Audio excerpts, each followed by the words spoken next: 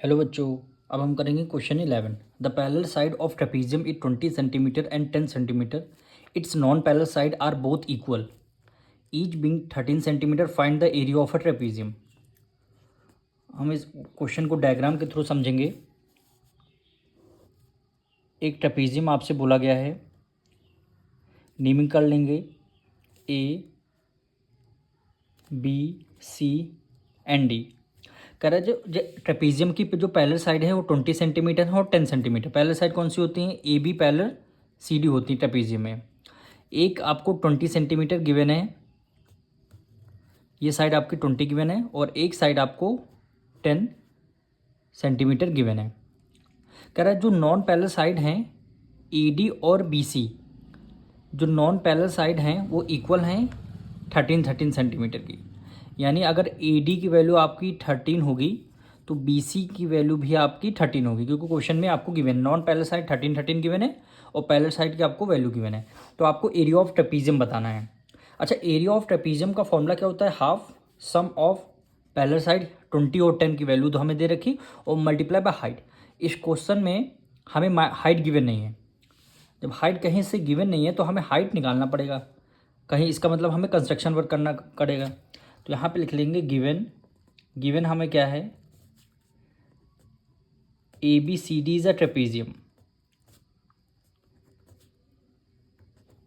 ए B C D हमें क्या? Trapezium given है। तो सबसे पहले इसमें कंस्ट्रक्शन वर्क करेंगे हम, यानी कंस्ट्रक्शन। हम यहाँ पे एक लाइन ड्रॉ करेंगे बी एम से, यानी B M perpendicular to C D. यहाँ पे लिख लेंगे draw B M perpendicular to C D, यानी B M perpendicular to C D हमें गिवन है। एंड ज्वाइन, और क्या ज्वाइन करना है? बी से लेकर के यहाँ तक की डिस्टेंस हमें ज्वाइन कर देंगे। इसको पॉइंट दे देंगे ई पॉइंट है आपका। ये कौन सा पॉइंट है? ये आपका ई पॉइंट है। तो join B to E, join B to E. इतना कंस्ट्रक्शन का वर्क आपको करना पड़ेगा। अब देखिए ए बी ई डी क्या है आपका? एक पैरेललोग्राम हो गया, पैरेललोग्राम की शेप में आ रहा है, पैरेललोग्राम हो गया।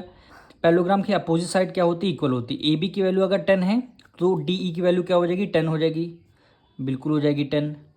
तो हमने 10 लिख लिया। और ए डी अगर अपोजिट साइड इक्वल होती हैं पैरेलल, ए डी की वैल्यू 13 है तो बी ई की वैल्यू क्या हो जाएगी? 13 हो जाएगी, क्योंकि पैरेललोग्राम की अपोजिट साइड क्या होती हैं? इक्वल होती हैं। अब हमें क्या करना है? तो देखिए ए डी सी की वैल्यू आपको 20 गिवन है और ए बी की वैल्यू आपको 10 गिवन है। तो आप देखिए टोटल डी सी में से डी ई माइनस कर देंगे, तो यानी डी सी की वैल्यू 20 है टोटल और डी ई 10 है। 20 में से 10 आप अगर माइनस कर देंगे तो वैल्यू क्या आ जाएगी? 10 आ जाएगी। तो ई सी की वैल्यू कितनी आ गई? 10 आ गई। ई सी की वैल्यू यहाँ पे क्या आ गई? 10 आ गई। ई सी की वैल्यू हमारी क्या आ गई? 10 आ गई। अब सबसे पहले यहाँ पे लिख लेते हैं, यानी डी ई की वैल्यू हमें क्या? 10 है। 10 सेंटीमीटर हम किससे किया है? बाय कंस्ट्रक्शन से, बाय कंस्ट्रक्शन से। उसके बाद हमारा ई सी कितना आया है? 10 सेंटीमीटर, यानी ई सी कितना आया है? 10 सेंटीमीटर। ये भी बाय कंस्ट्रक्शन वर्क हमने किया है। अब देखिए बी एम परपेंडिकुलर टू ई सी, ये दोनों, ये 13 है, ये 13 है। तो बी ई सी क्या है? आइसोलेसिस ट्रायंगल आपका हुआ। आइसोलेसिस ट्रायंगल में जब कोई परपेंडिकुलर ड्रॉ करते हैं तो कितने 2 पार्ट्स में डिवाइड कर दी, यानी ई एम इक्वल हो जाएगी किसके? एम सी के। किसी भी आइसोलेसिस ट्रायंगल में जब हम लाइन ड्रॉ करते हैं, परपेंडिकुलर ड्रॉ करते हैं तो 2 पार्ट्स में बाइसेक्ट करती है। यानी अब 10 गिवन है तो 5 ई एम हो जाएगा और 5 क्या हो जाएगा? एम सी हो जाएगा। 5 ई एम हो जाएगा, 5 एम सी हो जाएगा। क्यों हो जाएगा? क्योंकि किसी भी आइसोलेसिस ट्रायंगल में अगर परपेंडिकुलर हम ड्रॉ करते हैं तो 2 पार्ट्स में हमें डिवाइड करती है। 2 पार्ट्स में डिवाइड करती है, तो 5 ये आ जाएगा, 5 ये आ जाएगा। अब हमें करना क्या है, अब हमें बी एम की वैल्यू निकालनी है। बेस आपको गिवन है, 90 डिग्री हाइपोटेन्यूज गिवन है, तो आपको हाइट निकाल लेंगे। तो यहाँ पे लिख लेंगे इन ट्रेंगल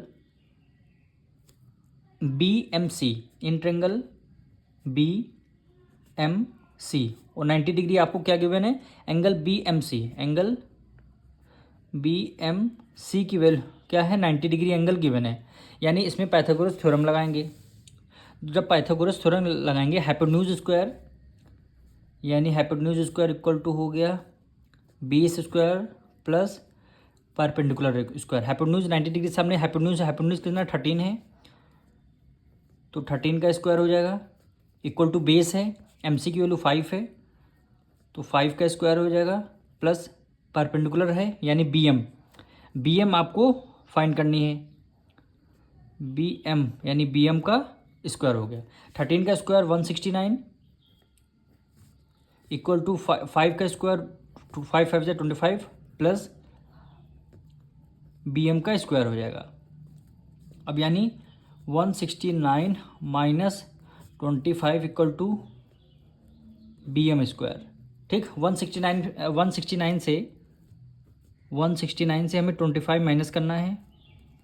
9 में से 5 गया 4, 6 में से 2 गया 4, और ये 1 को राइट डाउन कर लिया। कितना आया है 144 इक्वल टू बी एम। ठीक, अब उधर से स्क्वायर हटेगा, इधर लग जाएगा अंडर रूट।